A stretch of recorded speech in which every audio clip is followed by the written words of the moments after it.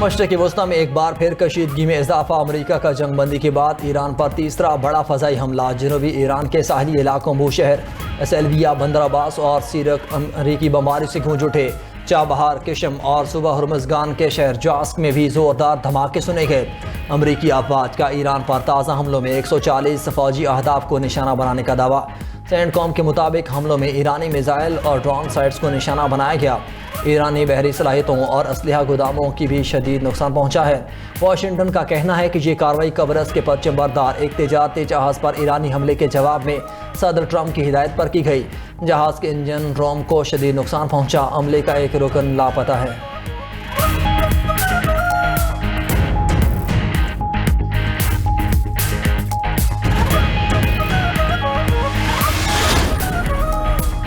امریکی حملوں پر ایران کا بھی بھرپور جواب۔ خلیجی ممالک میں امریکی اڈوں پر میزائل داغ دیے۔ قطر، متحدہ عرب امارات، کویت، اردن اور بحرین میں امریکی فوجی اڈوں کو نشانہ بنایا۔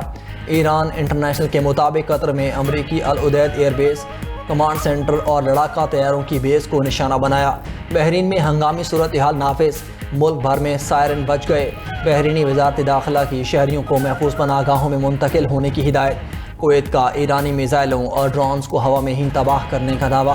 کویتی فوج کے مطابق دفاعی نظام نے دشمن کی فضائی حملوں کو ناکام بنا دیا۔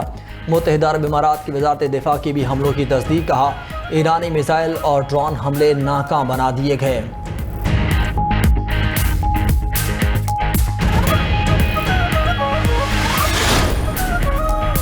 پاسداران انقلاب کا آبنۂ ہرمز کو تا حکم ثانی مکمل طور پر بند کرنے کا اعلان۔ آبنۂ ہرمز میں ایک اور بحری جہاز کو روکنے کا بھی دعویٰ، کہا کہ آبنۂ ہرمز خطے میں امریکی مداخلت کے خاتمے تک بند رہے گا۔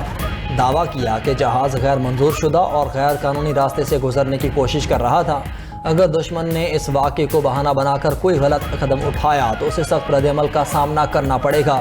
پاسداران انقلاب کے commander in chief brigadier general Ahmad Vahidi کی امریکہ اور اسرائیل کو سخت وارننگ، کہا امریکہ اور اسرائیل جارحیت کے خلاف بدلہ لینے کا مطالبہ مستقل اور اولین ترجیح رہے گا۔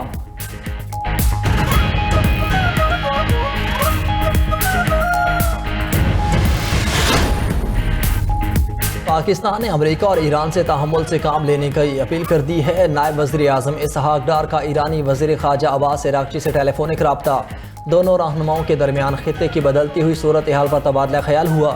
اس موقع پر اسحاق ڈار نے کہا کہ فریقین اسلام آباد مفاہمتی یادداشت کے مطابق کشیدگی میں کمی اور تحمل کا مظاہرہ کریں۔ تنازعات کے حل اور دیر پا امن کے لیے مذاکرات اور سفارتکاری ہی واحد مؤثر راستہ ہے۔ ادھر نائب وزیر اعظم اسحاق ڈار سے برطانوی ایوان بالا کے رکن لارڈ عامر سرفراز کی ملاقات۔ ترجمان دفتر خارجہ کے مطابق لارڈ عامر سرفراز نے خطے میں امن و استحکام کے لیے نائب وزیر اعظم اسحاق ڈار کے کردار کو سراہا۔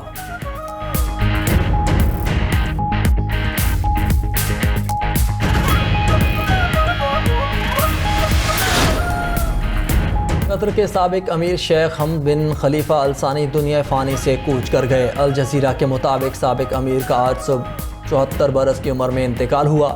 شاہی دیوان نے سوشل میڈیا پر شیخ حمد کے انتقال کی تصدیق کی۔ شیخ حمد بن خلیفہ ال ثانی کے انتقال پر ملک بھر میں سوگ۔ صدر آصف علی زرداری اور وزیر اعظم شہباز شریف کا شیخ حمد بن خلیفہ ال ثانی کے انتقال پر گہرے رنج و غم کا اظہار۔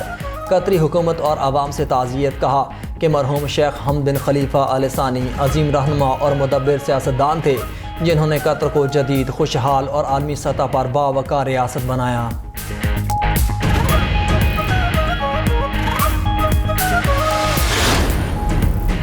امریکہ کے ریپبلکن سینیٹر لنزے گراہم 71 برس کی عمر میں انتقال کر گئے۔ لنزے گراہم کا انتقال مختصر علالت کے باعث ہوا۔ امریکی اخبار واشنگٹن پوسٹ کے مطابق لنزے گراہم امریکی سیاست میں خارجہ امور پر گہرا اثر رکھتے تھے۔ امریکی صدر ڈونلڈ ٹرمپ کا سینیٹر لنزے گراہم کے انتقال پر گہرے دکھ کا اظہار، کہا کہ لنزے گراہم عظیم محب وطن اور بہترین سینیٹر تھے۔ وہ ہمیشہ ملک کی خدمت میں مصروف رہے۔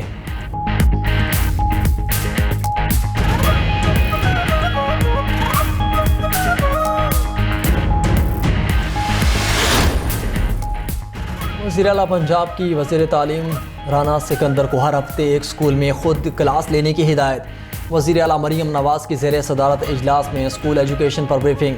پنجاب میں پرائیویٹ اسکولز کی رجسٹریشن کے ڈیجیٹل میکانزم کا جائزہ لیا گیا۔ صوبے میں ٹیوشن سینٹر کی رجسٹریشن کے لیے تجاویز طلب، ٹیوشن سینٹر کی ڈیجیٹل میپنگ کے لیے طریقہ کار وضع کرنے کی ہدایت۔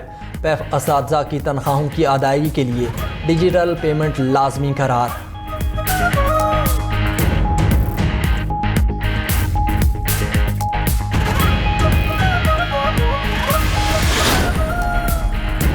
وزیر اعلیٰ خیبر پختونخوا سہیل آفریدی کے بھائی کی مبینہ سیاسی مداخلت پر پارٹی میں اختلافات۔ پی کے 71 خیبر کے رکن اسمبلی عبدالغنی آفریدی کا وزیر اعلیٰ کے نام ایکس اکاؤنٹ پر خط۔ وزیر اعلیٰ سے بھائی نوید آفریدی کی سیاسی اور انتظامی مداخلت فوری روکنے کا مطالبہ، کہا کہ 5 بار وزیر اعلیٰ کو معاملے سے ذاتی طور پر آگاہ کر چکا ہوں۔ وزیر اعلیٰ کے بھائی حلقے میں کھلی کچہریاں منعقد کر کے صدارت کرتے ہیں۔ ترقیاتی منصوبوں کے اعلانات منتخب رکن اسمبلی کو اعتماد میں لیے بغیر کیے جا رہے ہیں۔ میرے حلقے اور سرکاری امور میں غیر متعلقہ مداخلت کسی صورت قبول نہیں۔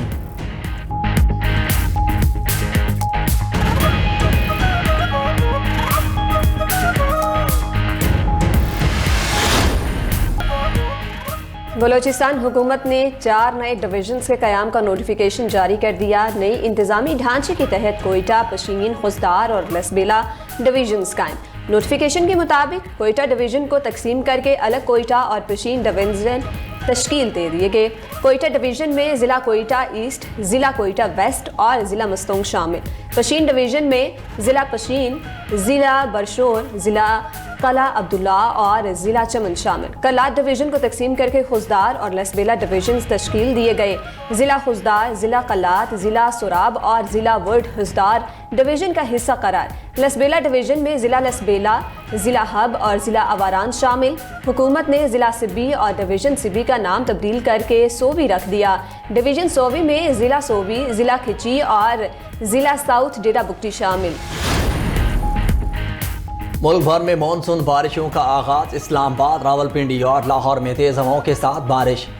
صوبائی دارالحکومت میں سب سے زیادہ 21 ملی میٹر بارش سگیاں میں ریکارڈ کی گئی۔ فیصل آباد، سرگودا، میاں والی میں بھی خوب بادل برسے۔